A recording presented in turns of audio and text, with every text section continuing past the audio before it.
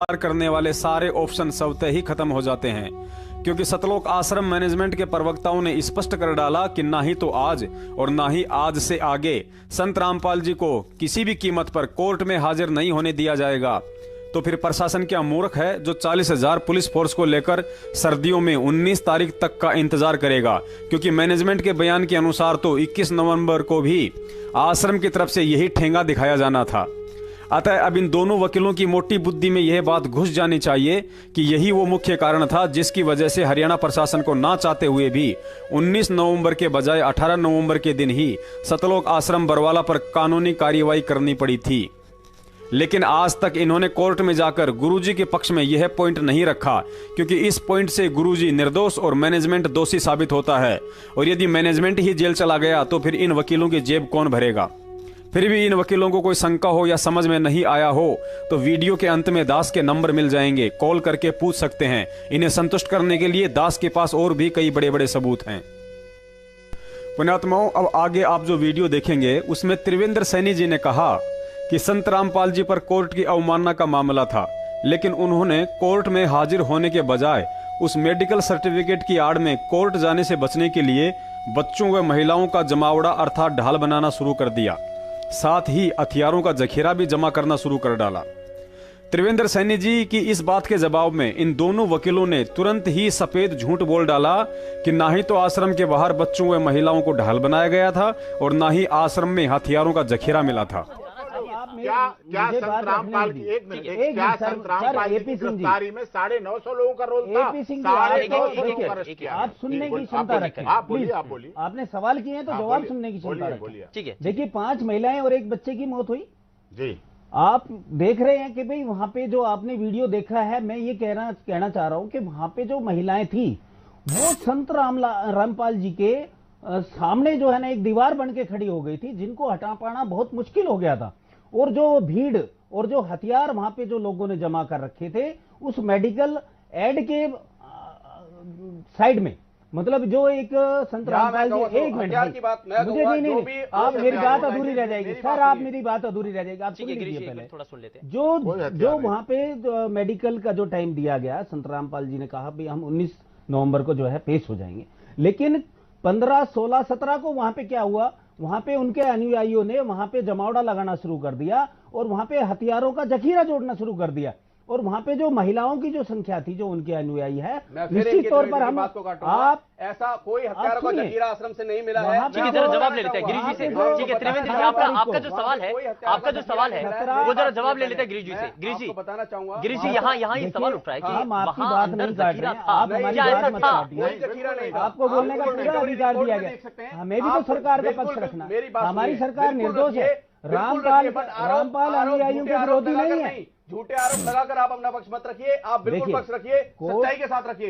एक मिनट, जो हथियारों का जखीरे की बात कही जा रही है, मैं इनको बता दूं, कोई ऐसा हथियारों का जखीरा आश्रम में नहीं था। वहां पे हथियार बरामद नहीं किए, मेरी बात सुनिए, जो भी हथियार थे कोई भी गैर लाइसेंसी हथियार नहीं था। परिवार सहित आते थे लोग, परिवार सहित आते थे, परिवार के साथ जो महिलाओं को आगे करके जिस तरीके का क्या गोलियां नहीं चलाई आस्था है उसको संत रामपाल जी में जो 5 महिलाएं मरी उसका जिम्मेवार कौन है? रामपाल हो गए, जिससे कि आपने अभी जो क्वेश्चन करा है कि वहां महिलाओं को ढाल बनाया गया था, ऐसा कुछ नहीं है, क्योंकि संत रामपाल जी महाराज इसमें बाइज्जत बरी हो चुके हैं।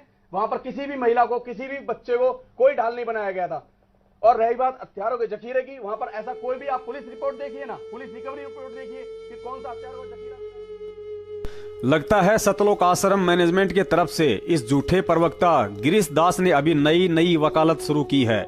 इसे वकील होकर अभी ढंग से झूठ बोलना भी नहीं आता है, क्योंकि उसके लिए भी टैलेंट की जरूरत होती है। कहते हैं ना कि नकल में भी अकल की जरूरत होती है।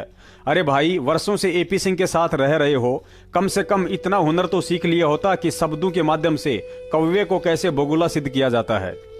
त्रिवेंद्र जी ने बिल्कुल सत्य कहा कि मेडिकल की आड़ में आश्रम के बाहर बच्चों व महिलाओं को ढाल बनाया गया था, क्योंकि मैं पवन दास उस घटना के समय वहां मौजूद था और इन बच्चों व महिलाओं को ढाल बनता देख उस समय पूरी दुनिया ने भी मीडिया के माध्यम से आंखों से देखा था। फिर भी तुम लोगों को इस डिबेट में झूठ बोलते हुए जरा भी शर्म नहीं आई। गिरीश भैया, लाखों भक्तों की भीड़ अंधी और मूर्ख हो सकती है जो आपकी इस उवाबाई पर यकीन कर ले, लेकिन दुनिया इतनी मूर्ख नहीं है देखिए इस वीडियो में जो उस समय मीडिया वाले भी बार बार यही सवाल कर रहे थे कि मामला संत रामपाल जी महाराज व कोर्ट के बीच में है, फिर इन बच्चों व महिलाओं को क्यों ढाल बनाया जा रहा है। और इन नालायकों ने तो वहां भी सफेद झूठ बोल दिया कि बच्चों व महिलाओं को यहां हमने नहीं बैठाया, ये अपनी मर्जी से बैठे हैं। जबकि तुम गद्दारों ने तो इस दास की आंखों के सामने उन बच्चों व महिलाओं को जबरन संत रामपाल जी महाराज जी के झूठे आदेश बता बताकर 2 शिफ्टों में हाथों में तख्तियां देकर बैठाया करते थे, ताकि अंत में प्रशासन आश्रम पर अटैक करने के लिए मजबूर हो जाए और संत जी को जेल। बच्चों और महिलाओं को इसके बीच में लाने का क्या संदर्भ? बच्चे महिलाएं हम नहीं लेके आए, बच्चे महिलाएं आप भी बीमार, आप हटा भी तो नहीं रहे उनको? किसको? बच्चों और महिलाओं को? नहीं हम हटा रहे हैं, लेकिन वो जिद कर रहे हैं। अब उनकी जिद के आगे हम क्या करें? वो भी संत रामपाल जी महाराज के अनुयायी। रही बात आश्रम के अंदर हथियारों का जखीरा जमा करने की, तो यह बात भी बिल्कुल सत्य है। संत रामपाल जी महाराज जी को बंधक बनाकर इन सतलोक आश्रम के गुंडों ने बाहर से सैकड़ों की संख्या में कैंसीट और भारी मात्रा में डंडे और पथराव के लिए आश्रम की छत पर पत्थरों का इंतजाम कर रखा था। इसके अलावा सतलोक आश्रम मैनेजमेंट के द्वारा बाहर से भी कुछ हथियारबंद गुंडे बुलवाए गए थे, जिन्हें भगत बनाकर पुलिस प्रशासन के आगे उनके हाथों में जलती हुई मसाले, डंडे व पेट्रोल बम देकर खड़ा कर दिया गया था, क्योंकि महेंद्र सहित इन सभी गुंडों का यही मकसद था कि हर हाल में संत रामपाल जी की बदनामी और उन्हें जेल करवानी है। देखिए उन किराए के गुंडों का उत्पात और आश्रम के अंदर से जब्त लाठी डंडे। सतलोक आश्रम सरकार के लिए चुनौती बन चुका। रामपाल अब सलाखों के पीछे है, लेकिन अब भी पुलिस को उसके आश्रम से आपत्तिजनक सामान बरामद हो रहे हैं। सतलोक आश्रम में फिर से असले मिले हैं, साथ ही बुलेट प्रूफ जैकेट भी बरामद किया गया है। पुलिस वालों का हैरानी तब हुई जब इस आश्रम में हजारों की संख्या में लाठियां बरामद की गई।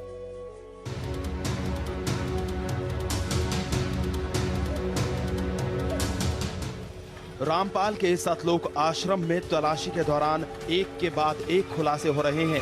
पुलिस में बन चुके सतलोक आश्रम से रविवार को पुलिस ने कई हथियार और बुलेट प्रूफ जैकेट बरामद किए, लेकिन सबसे हैरान करने वाला था हजारों लाठियों का जखीरा।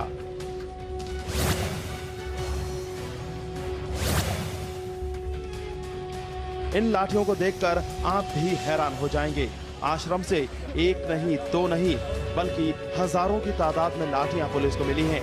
देखिए कैसे पूरी की पूरी ट्रॉली भर गई। पुलिस के इस सर्च ऑपरेशन के दौरान रामपाल के भक्त पुलिस के सामने डटे हुए थे।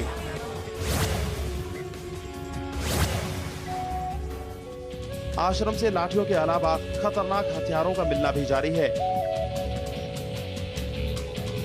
लेकिन पुलिस उस वक्त हैरान रह गई जब उसे आश्रम से 3 बुलेट प्रूफ जैकेट मिले।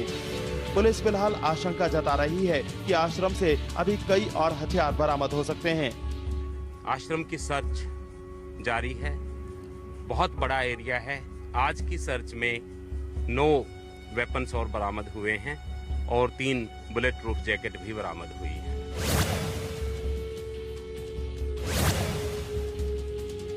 रामपाल पुलिस रिमांड में है। पूछताछ में कुछ खास जानकारी नहीं मिलती देख पुलिस रामपाल को लेकर सतलोक आश्रम पहुंची और उसकी मौजूदगी में आश्रम की तिजोरियां खोली गई, जिनमें से अभी तक महज 3,41,000 रुपए बरामद हुए हैं। हालांकि अभी कई तिजोरियां खुलनी बाकी हैं।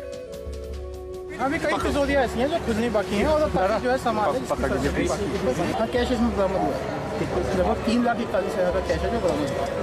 जांच में अभी जो है जांच जारी है, अभी वो पुलिस रिमांड पे उनसे पूछताछ जारी है। रिमांड के दौरान रामपाल ने पुलिस को कई अहम सुराग दिए थे, जिनकी पड़ताल करने के लिए पुलिस उसे आश्रम लेकर आई थी। देखना यह है कि अभी इस आश्रम के और कितने राज उजागर होते हैं। सुनील कुमार के साथ जगदीप संधू।